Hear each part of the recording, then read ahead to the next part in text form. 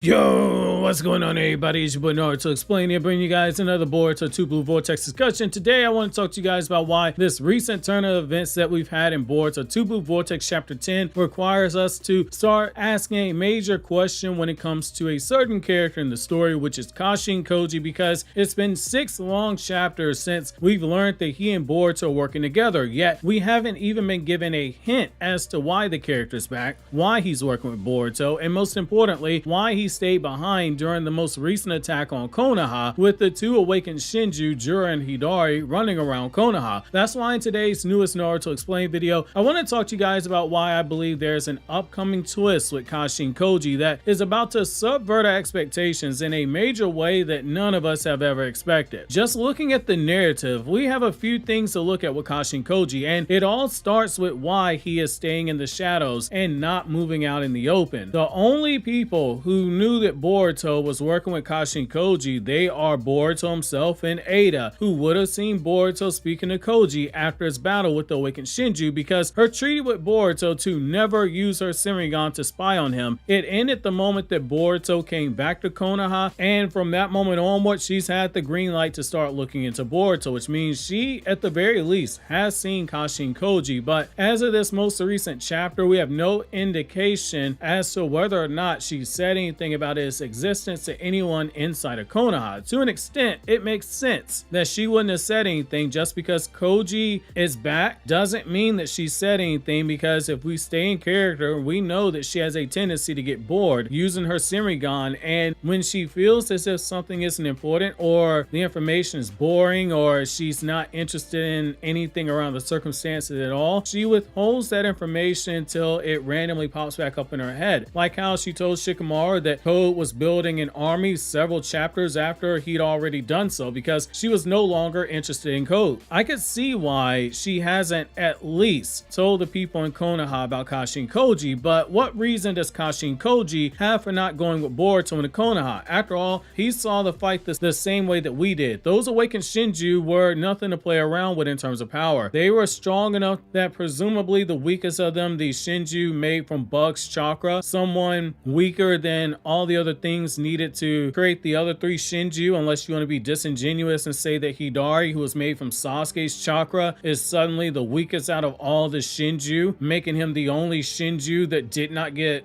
any type of an increase from the people that he was made from. However, Bug was able to bum rush Boruto, slam him into the wall, put him on the defensive for the first time in Boruto 2 Blue Vortex that we've ever seen. Those aren't the type of enemies that you want Boruto going into a battle with alone. So why exactly is it that Kashin Koji stayed behind during this second trip to Konoha when it was under attack? I think it's obvious that the obvious reason here is that there's a strategic advantage that Kashin Koji wishes to have before revealing himself. If this were a football game, Boruto would be the quarterback out there running the offense, but Kashin Koji is the offensive coordinator or the head coach who is calling the plays from the sideline. I don't think this is merely a reason of Kashin Koji realizes that he's been outclassed, because his words to Boruto in chapter 4, Boruto 2 Blue Vortex, made it very clear. At the very least, it strongly alluded to the fact that he was preparing for a battle in the future as well, because he's making the wise decision now to pick and choose when that's going to be, because he tells Boruto that they have to fight, prepare to go to war, in so many words, and when he used the word we, he meant he and Boruto. The only reason Kashin Koji would see a strategic motivator factor that keeps him hidden is if it had something to do with Amato, and that in itself, it makes sense narratively, because the story has implied through various statements and actions that Amato isn't being 100% with everyone there, and the person that seems to know Amato the best is Kashin Koji, since he was the one Koji colluded with to take down Jigen and weaken Ishiki. He was the last one that Ishiki said he expected to go see Amato and confront him, but he never did so. Koji has been missing for a whole 3 years. Everyone thinks that he's dead, and he hasn't shown himself, and based off what we've seen in the story with this character, he's the type to sit back hiding in the bushes with some cushions while gathering intel, and during this time, we've seen Amato move at the height of his arrogance. He flat out told Shikamaru to his face and lied to him when he said that 6 months ago he wouldn't even predicted all the things that happened after Ishiki's death. Yet, as he made that statement, he was already implanting the karma seal onto Kawaki, filling it with his daughter's DNA, and he was gaslighting Kawaki in a subtle way into despair the entire time because it fit his agenda. He was continuously doing the thing that Ada accused him of, which is withholding information while making the mess and then swooping in at the last second to hand out the solution and take credit for it and make himself feel invaluable to the person who he was running game on the entire time. Only Ada and Shikamaru were the ones who were able to see through that whole ruse. Naruto fell for it hook, liner, and sinker. Kashin Koji had every reason to go confront Amado, yet he never did so. Amado right now feels like he's on the verge of making a major miscalculation because he played his hand before Konoha ever learned of Koji's existence, which is a game changer, which as of this recording, Konoha has not been made aware of Kashin Koji. And during this time, Amado, he was openly speaking about how everyone's memories, they were altered by some unknown measure to them, and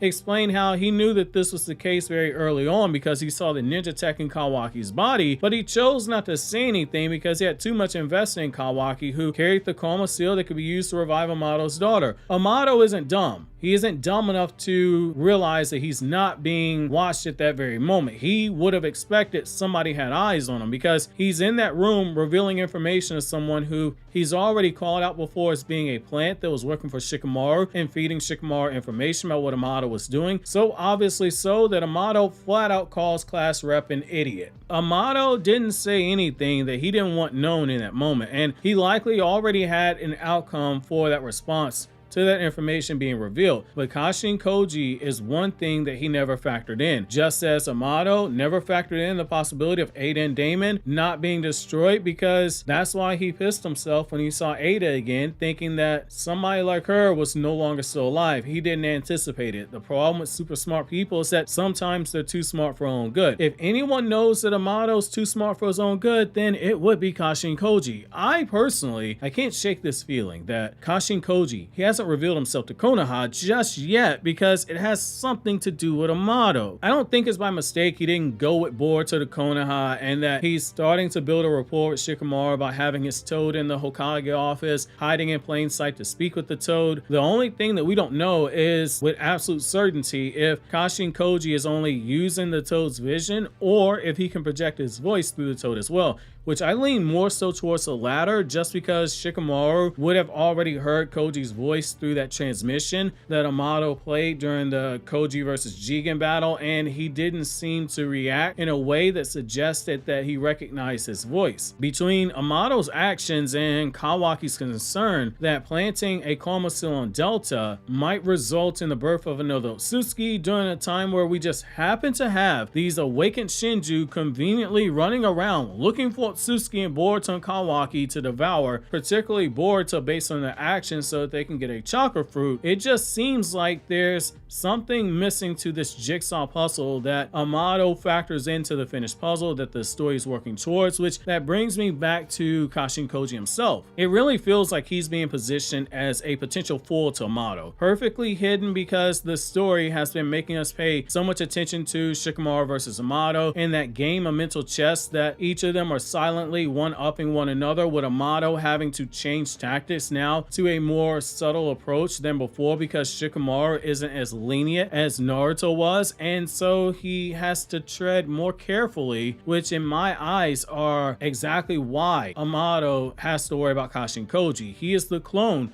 of one of the legendary Sani, the legendary 3 depending on the translation you use. He's someone who has shown to have the shinobi mindset, and in the anime he kept being used to reach that line that Naruto's manga told us very early on, is that it was using Kakashi to say and drill into our heads that a shinobi must see through deception. Kashin Koji kept repeating to the point where it got annoying that a shinobi must see the hidden meaning behind the hidden meaning. The same thing, just phrased differently. Amado thinks he's playing a game of chess, of mental chess with Shikamaru, and he is. But he doesn't potentially realize that Kashin Koji might have been playing with him the entire time, all while he's in the shadows, very fitting of a shinobi. I used to think that Kashin Koji was on the sidelines because they had a three-front war on their hands. The awakened Shinju were a problem for obvious reasons, but they also had Code out there to deal with because Code was tasked with carrying out Ishiki's will of harvesting a chakra fruit and eating it to become an Otsutsuki. Code right now is on the precipice of becoming the ultimate incel. Then you had the final war front that they had their battle with Kawaki, a potential in-game battle with brother fighting brother. But now, after seeing Koji not show any sign of going after Code, not being interested in Kawaki, speaking to Shikamaru through that toad, and not going with Boruto to Konoha, the only thing on my mind for the why behind his actions is there's a connection to Amato there. And Ishiki's line about Koji confronting Amato, that might be the same pint-sized Chekhov's gun that we saw shortly after Boruto and Kawaki met, and we saw Momoshiki's soul manifest, and it pissed him off in the background when Boruto and Kawaki, they touched fingers. It took some time for the story to pay that entire thing off, but I believe we might be in for a similar situation here. But then again, that might just be me. I know you guys might be looking at Kashin Koji's actions a little bit different than I am, and that's why I love reading the comments down in the comment section, and you might have found some other method of unraveling the mysteries of Kashin Koji's motives, just as the Momo Yayarozu video essay on the left unravels her character, which I strongly recommend clicking on. One of the best video essays I've ever made. And then over on the right, you got this Naruto Explained video that YouTube has selected that says it's ideal for you as a viewer.